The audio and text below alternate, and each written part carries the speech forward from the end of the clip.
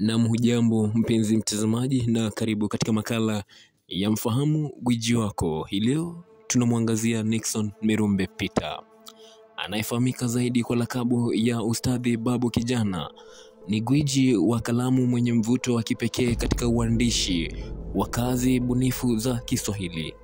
Ni mwandishi, mshahiri, mhariri, mtafiti na mwalimu aliyejipambanua kwa umahiri na ubunifu wa hali ya juu katika fasihi na lugha ya Kiswahili.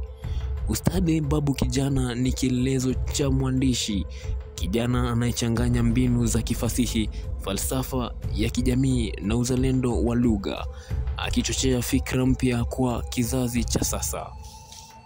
Akiwa na shahada ya Bachelor of Education and Arts kutoka Chuo Kikuu cha Kimataifa cha Pioneer jijini Nairobi, Ustadhi Babu Kijana amejitwika dhamana ya kukitetea, kukikuza na kukiendeleza Kiswahili kwa weledi, bidii na moyo wa kujitolea. Amejitoa sabili kutumia kipawa chake katika uandishi na elimu kueneza uzalendo wa lugha na kuamsha ari ya Kiswahili miongoni mwa vijana wa kizazi hiki.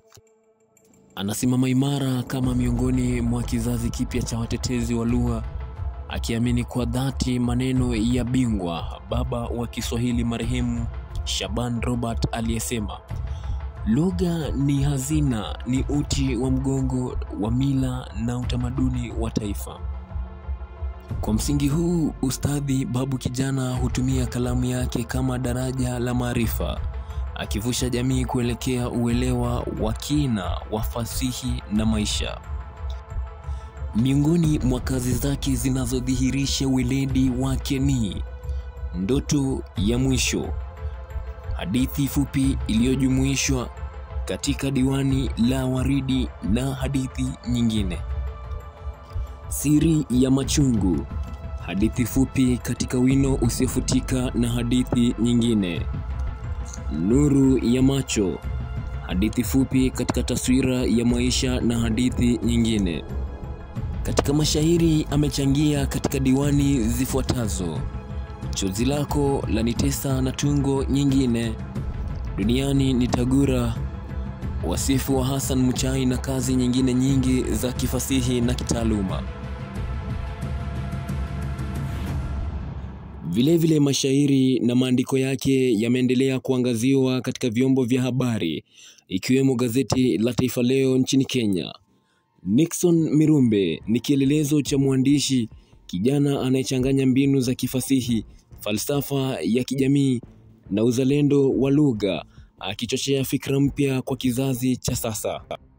Ustadhi Babu Kijana anajivunia kuwa sehemu ya kizazi kinachoendeleza Kiswahili kwa kuamini maneno ya Shaban Robert kwamba Kiswahili ni lugha ya taifa na lugha ya watu walio huru. Anaamini pia kauli ya Said Ahmed Mohamed kuwa lugha ni kielelezo cha utambulisho na hazina ya fikra. Kwa msimamo huu, Ustadhi Babu Kijana haoni tu Kiswahili kama chombo cha mawasiliano, bali kama nguzo ya utu, silaha ya fikra na jukwaa la mabadiliko. Yote 10 ni kwamba Babu Kijana ni mwandishi na mshahiri anayeamini kuwa kalamu ni upanga wa mabadiliko na kazi zake huacha alama isiyofutika katika nyoyo za wasomaji wake. Jina langu ni Victor Wandwi. Karibu tena kwa makala yajayo.